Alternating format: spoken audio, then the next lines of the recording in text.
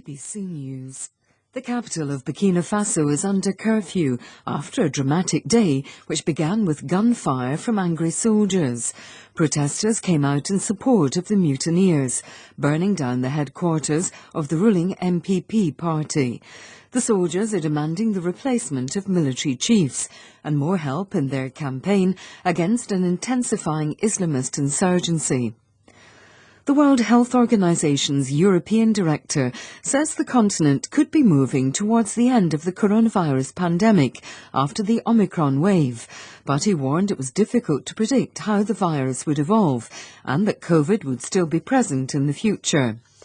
International nursing organizations are warning a chronic shortage of nurses around the world has been made worse by the pandemic.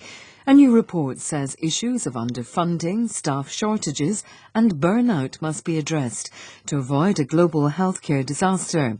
It estimates that 13 million new nurses will be needed over the next decade.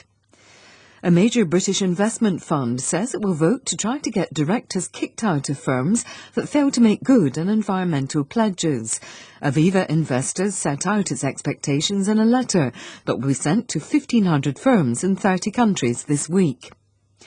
Representatives of the Taliban have held talks with Afghan civil society activists in Oslo as part of a 3-day meeting to discuss the humanitarian crisis.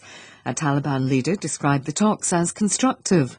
On Monday, the Taliban delegation will meet Western diplomats who will press for a more inclusive government.